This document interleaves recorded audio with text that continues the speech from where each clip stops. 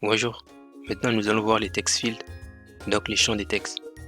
Alors les champs des textes donnent la possibilité à l'utilisateur de saisir des informations afin que nous puissions réellement interpréter ces résultats et pouvoir effectuer une action avec ces données.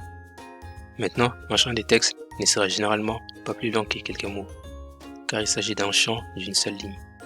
Donc on va l'ajouter dans notre grille-pan.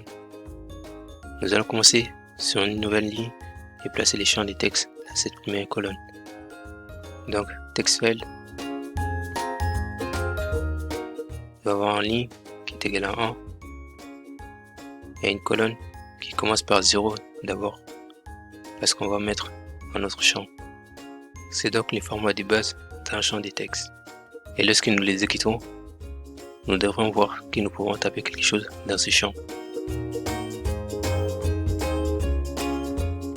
Maintenant, nous pouvons également initialiser les champs avec du texte en définissant la propriété texte, mais cela peut souvent être irritant à moins que nous y ajoutons également les codes pour supprimer les textes dès que l'utilisateur place les curseurs dans les champs des textes.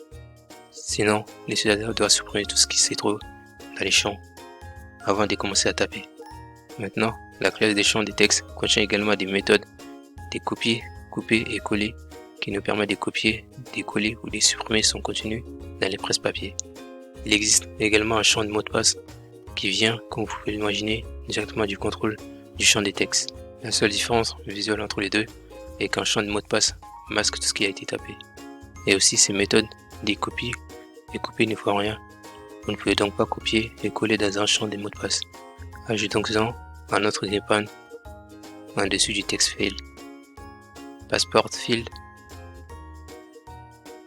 Donc il va avoir une ligne qui est égale à 1 et une colonne qui est égale à 1 aussi. Nous les exécutons et nous devrons voir qu'il fonctionne comme un champ de texte normal. Et nous obtenons évidemment les étoiles ou les petits cercles pour indiquer qu'il s'agit d'un mot de passe et nous ne pouvons pas voir ce qui est tapé. Et encore une fois, c'est assez bien identique à un champ de texte, à part l'effet qui masque ce que nous tapons. C'est tout pour cette vidéo, c'était juste une petite vidéo sur les champs de texte. Allez, je vous dis à la prochaine.